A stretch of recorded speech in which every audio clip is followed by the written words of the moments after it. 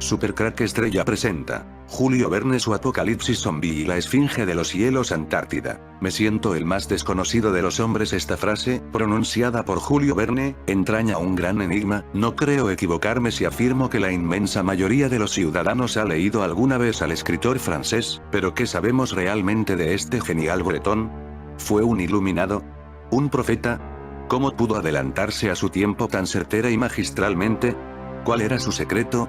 ¿Por qué conocía tantos secretos que luego nos contaba en sus novelas? Él nos habló en sus novelas de la Tierra Hueca, o de la Antártida donde aparecía una esfinge de los hielos, que yo Supercrack Estrella pude encontrar en el Google Earth y mostré en varios vídeos. Estos escritores nos hablaron de la Antártida, de la Tierra Hueca y del muro de la Antártida en sus obras, de un futuro que solo ellos conocían, supuestamente de ficción pero que esconden una gran verdad, un gran secreto.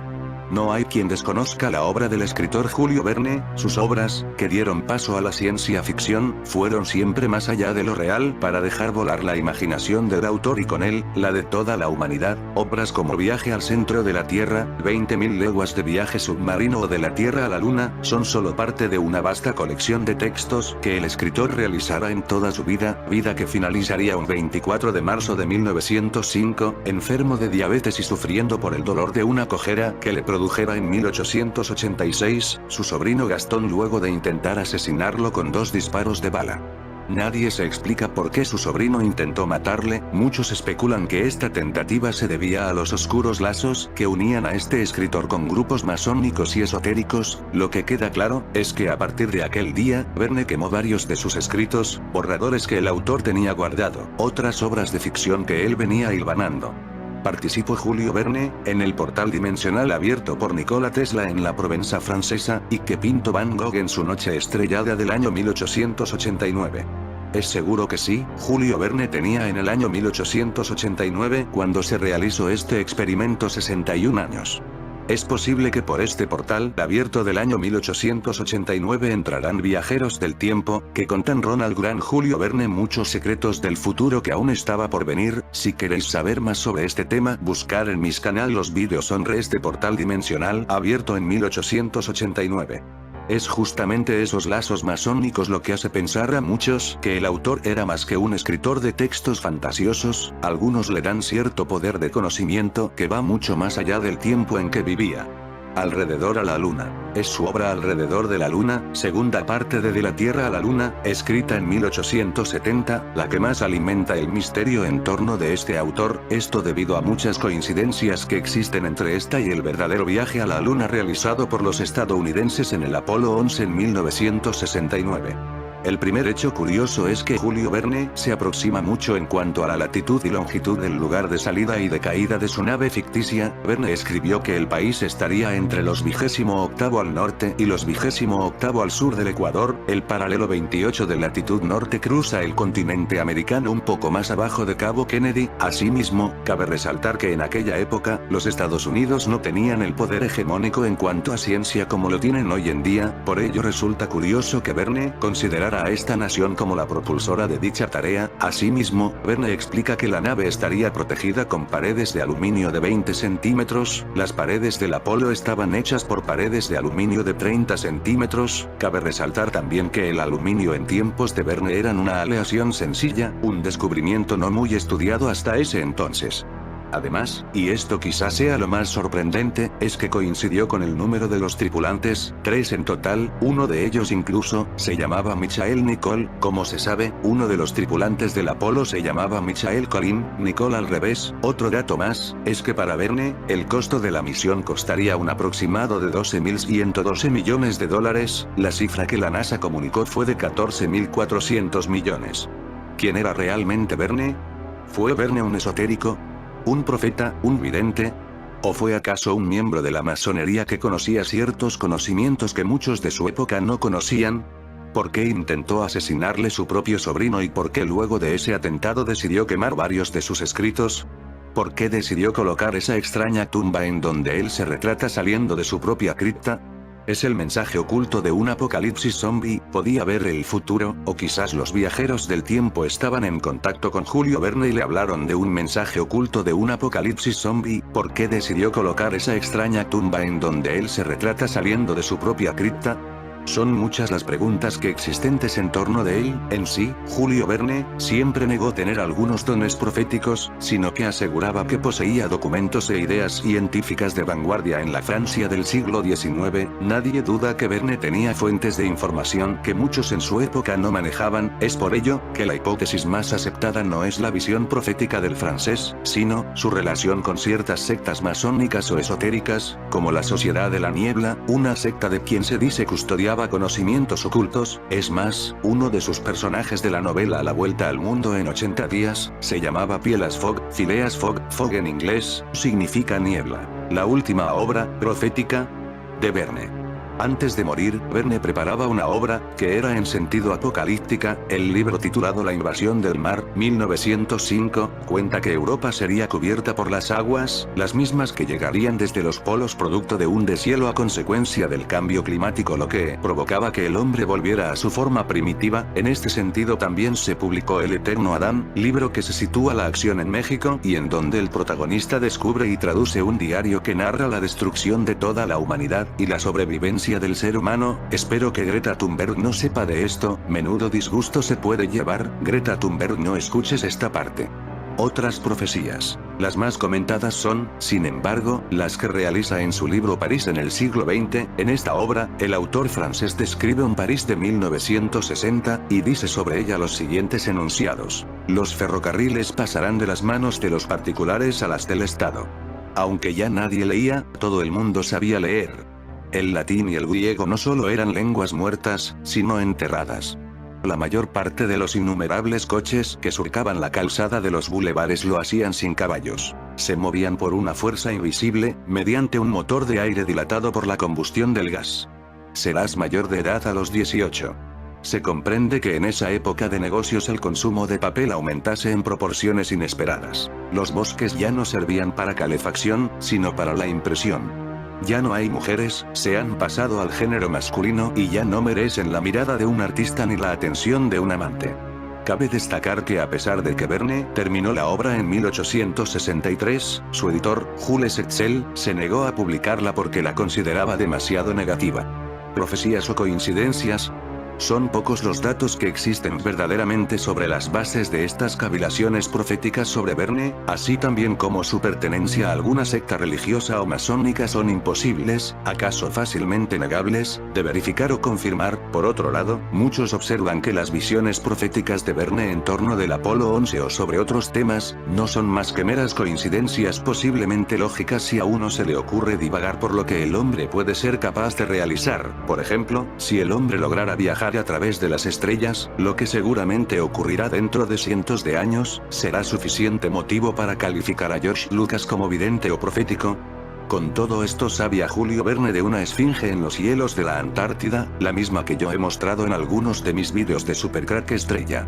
En esta ocasión voy a dejar a un lado la reflexión para invitarlos al misterio. Les voy a recomendar un libro, que va de acuerdo a estas fechas, que aunque controversiales siempre las hemos tenido como fechas de emociones, diversión y polémica. Por eso les comentaré una novela de igual forma misteriosa y enigmática. Se trata de la narración de Arthur Gordon Pym, libro del maestro Edgar Allan Poe. De hecho, esta fue la única novela escrita por este famoso escritor estadounidense, uno de mis libros favoritos que pude leer con 13 años en una colección de Poe que aún tengo en casa de mi madre. Poe siempre me fascinó y Supercrack Estrella piensa que lo mismo que Julio Verne podía ver el futuro. Escrito en 1838, narra una historia en primera persona en donde su protagonista, Arthur Gordon Pym, se embarca clandestinamente en el barco ballenero Grampus.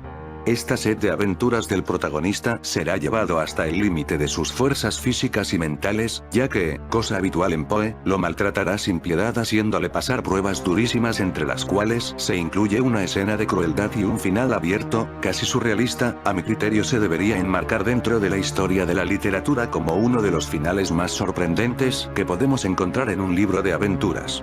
Encontraremos una novela rápida en la que el lector no tendrá tregua al igual que los protagonistas de la historia, nos hará pasar por momentos aterradores en los que nuestros sentidos se encontrarán alerta y la tensión nos llevará al extremo.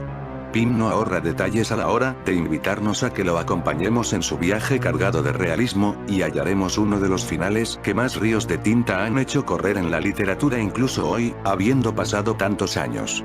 El propio Julio Verne, luego de leer este libro, se sintió encantado por esa curiosa historia y la forma en que lo dejó muy pensativo, y no vaciló en continuarla en su obra La Esfinge de los Hielos, dando de esta forma muestra de lo que nos podíamos encontrar en este título. La Esfinge de los Hielos, obra literaria del francés Julio Verne, publicada en Francia en Magazine d'Education et de Recreation en 1897, propicia a los lectores un viaje imaginario por la inmensidad de la zona polar, por los indescifrables misterios del mar Antártico. Es la continuación de la narración de Arthur Gordon Pym escrita en 1850 por Edgar Allan Poe, que cuenta la historia de un naufragio cerca de las Islas Malvinas y su misterioso final inacabado. Verne quiso rendir homenaje a su iniciador e ideó al capitán Len Guy, hermano del capitán William Guy, el que recogió a Arthur Gordon Pym del relato de Poe para darle continuidad a la obra, que emprende un viaje al polo tras las huellas de la desaparecida goleta de su hermano. En esta obra sus personajes están matizados por diferentes valores como sacrificio por los otros, afrontar lo desconocido, aceptar los fracasos, audacia, perseverancia y vigilancia, pero eso no quiere decir que sus personajes no estén generosamente dotados de fe, esperanza y caridad. Sinopsis: La Esfinge de los Hielos, Antártida. Len Guy recibe algunos rastros acerca de la suerte corrida por su hermano y su barco, el Jane, donde Arthur Gordon Pym se encontraba en el momento de su desaparición. Gracias al del señor Hoerling estadounidense que se encuentra en las Islas Kerguelen, y el único barco que pasa por allí es el del capitán Len Guy, que al principio se niega a llevarlo, pero después de conocer que Hoerling es de Connecticut, cerca de donde vivió el famoso Pym, hace cambiar de idea al capitán. La tripulación del Albrane se dispone a hacer el viaje hacia la Antártica en busca de algún sobreviviente del Jane, y en una sucesión de aventuras por un fantástico mar Antártico, llegan a una tierra desconocida. Los personajes exploran y remueven el polo, tratando de descubrir la esencia del enigmático gigante blanco, la Esfinge, que, como todos los grandes mitos, resultará más inaprensible cuanto más cercana. El viaje de la Albrane comienza sin sobresaltos, pero después chocan con un bloque de hielo en el que el cuerpo de un sobreviviente de la Jane Patterson avisa de la existencia de sobrevivientes en la isla Tsalal, entre ellos el capitán del barco, William Guy, que es hermano del de la Albrane. Esta nave es reforzada para ir en busca de los sobrevivientes, y se contrata a nuevos marinos, entre ellos a un extraño mestizo de nombre Hunt. Siguiendo el itinerario trazado por Pym, los personajes parecen destinados a ir fatalmente al Polo Sur. Resulta ser un sobreviviente del viaje de Arthur Gordon Pym. El mestizo Dick Peters, como en la novela de Poe, se produce una rebelión que se ve ferozmente acentuada al chocar el navío contra un iceberg tras haber pasado por las Islas Aurora y haber observado los hundidos restos de la isla Tsalal. Tras el choque contra el iceberg, algunos de los amotinados escapan en un bote salvavidas. Los héroes logran escapar en una especie de paracota abandonada por los nativos siguiendo la corriente, y una fuerza misteriosa lleva a ambos grupos ineluctablemente hacia algún enigmático lugar en el Polo Sur. El punto de atracción y de enigma es una gran isla montañosa con un aspecto que recuerda al de una esfinge. Tal isla tiene semejanza con la Rupes Nigra. Se trata de un colosal imán que atrae todo metal con hierro, y por eso provoca el desclavado y hundimiento de las naves. Allí, en ese punto, se encuentra el cadáver de Arthur Gordon Pym, quien fue arrastrado hasta el imán por llevar un fusil en la espalda. En ese punto, Dick Peters muere al encontrar a su fiel compañero. Pero el caso es que este libro ejerció más influencia de la que cabría esperar, por ejemplo en el Moby Dick de Herman Melville, o en algunas obras de Julio Verne, La Esfinge de los Hielos, Charles Baudelaire, Viaje a Quitera, o H.P.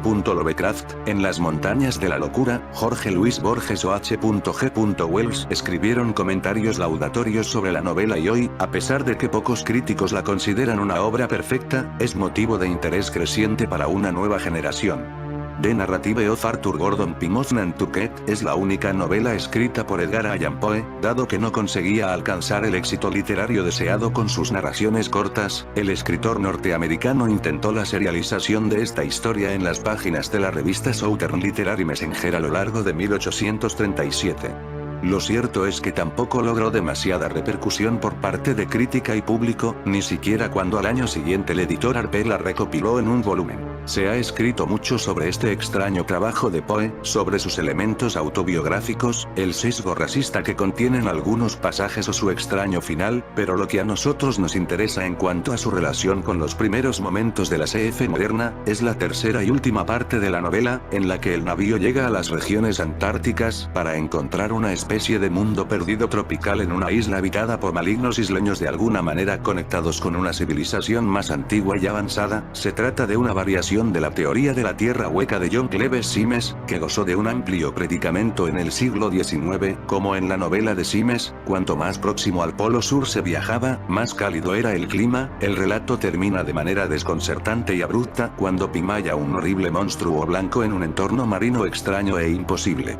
Los auténticos aventureros del siglo XIX van dejando cada vez menos rincones del mundo por descubrir, pero Edgar Allan Poe consigue encontrar en la Antártida un rincón para un mundo perdido, una tierra hueca. La SF sigue siendo, no obstante, un género algo siniestro. En las esquinas inexploradas de la Tierra o en el ignoto futuro que aguarda al cabo de unas décadas, todo parece más oscuro.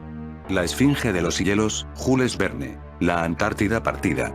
Junto con Viaje al centro de la Tierra, 5 semanas en globo y alguna otra, La Esfinge de los Hielos siempre fue una de mis novelas favoritas de Julio Verne, en parte por la obra en sí y en parte por la magnífica adaptación al cómic que hizo el dibujante José Duarte Minaro en 1973 para aquella impagable colección de la editorial Bruguera titulada Joyas Literarias Juveniles. El libro, curiosamente, es una continuación de un clásico de otro autor no menos famoso, Edgar Allan Poe, que además también influyó en un tercer escritor, H.P. Lovecraft, quien en su obra En las montañas de la locura incluye varias referencias. El planteamiento de La Esfinge de los Hielos es el de una secuela que transcurre poco tiempo después de lo narrado por Poe. Este había sugerido que su historia debería seguir en un mundo subterráneo, pero Verne ya tenía en su currículum Viaje al centro de la Tierra y no era cuestión de repetirse, así que optó de nuevo por el escenario helado y, de ese modo, la lectura nos presenta a un nuevo protagonista, un geólogo estadounidense llamado Geo Lin que, deseando estudiar el Polo Sur, se enrola en la expedición que el capitán Lenguny organiza en busca de su hermano William, perdido en el océano Antártico. William era quien mandaba el barco en el que viajaba Arthur Gordon Pym, y el diario encontrado en el cadáver de un miembro de su tripulación revela que aún está vivo con un puñado de supervivientes en la isla Tsalal. Hay que rescatarlos. El viaje empieza en las islas Kerguelen y poco a poco se van adentrando en ese confín del mundo, enfrentándose ora al mal tiempo, ora al hielo flotante y ora al miedo reverencial que los marineros tienen a la Esfinge de los Hielos, que atrae a las embarcaciones a su destrucción. Los acontecimientos se precipitan cuando la tripulación, presa del terror, se amotina y un enorme iceberg se lleva por delante la goleta al girar sobre sí mismo. Algunos consiguen salvarse, pero su lancha es arrastrada hacia la amenazadora Esfinge por aquella misteriosa fuerza, descrita por Poe y contra la que no pueden luchar.